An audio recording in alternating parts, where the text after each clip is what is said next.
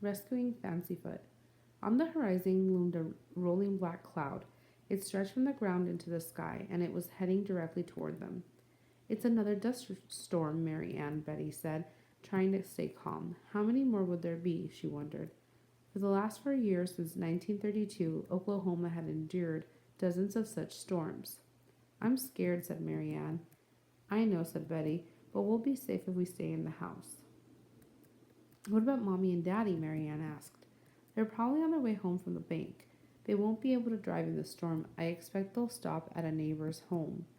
The dust cloud hid the sun and brought an eerie darkness, even though it was the middle of the afternoon. The wind howled. Tiny particles of soil pelted the window glass. No wonder they called these storms black blizzards, thought Betty. She stared at the window. Oh no, she said suddenly. What's wrong? Asked Mary Ann. I thought I saw Fancyfoot. See there, near the fence? Betty said. In a momentary lull of the wind, she had glimpsed Fancyfoot's white markings. Betty remembered other dust storms. Sometimes, even though there was no rain, there was thunder and lightning. That would frighten Fancyfoot. Fancyfoot was Betty's colt. She had seen him born. She had named him. She helped carry his hay and clean his stall. Fancyfoot would stumble around trying to find shelter. What if he stumbled into the dry creek bed and broke a leg? Suddenly, Betty picked up Mary Ann and set her in the rocker. I'm going to get Fancyfoot back to the barn, Betty said. You stay in this chair and don't move. Mary Ann nodded solemnly. Betty jammed on her old straw hat and pulled the brim over her forehead. She wound a scarf around it so her nose and mouth were covered. In the storeroom near the kitchen, she found her mother's long clothesline. She wrapped one end around her wrist and tied it in a knot. Then she plunged into the storm. The wind almost whipped the clothesline from her hand. Sandy grit pounded her face. Betty closed her eyes and groped her way to the porch railing. Bracing herself against it, she tied the freed end of the clothesline firmly to one of the posts. Bending against the wind, she trudged along the house, then turned left to follow the fence. The fence ended. No Fancyfoot.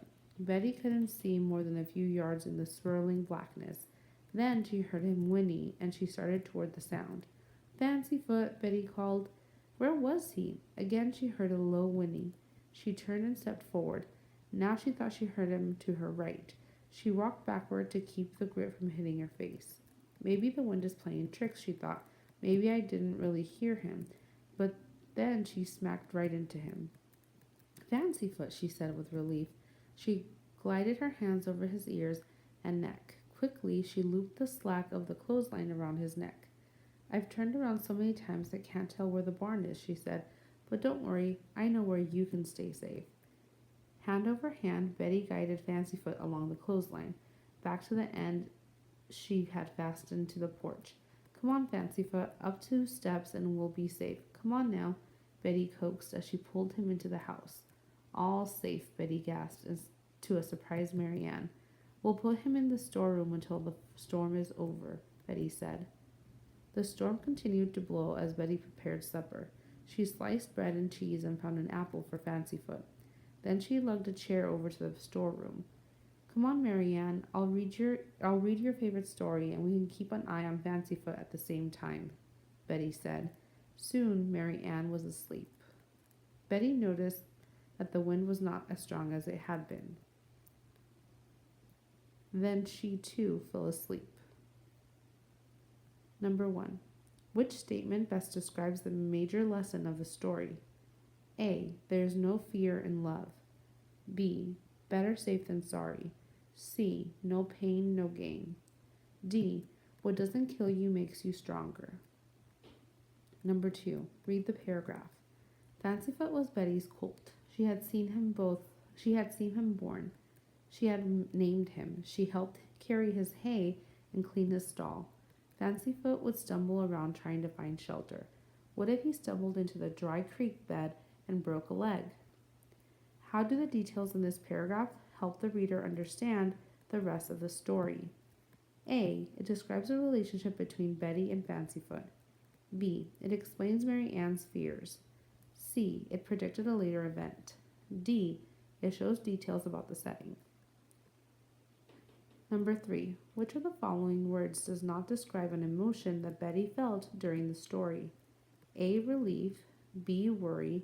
C. Determination. D. Frustration. Number 4. Read the sentence.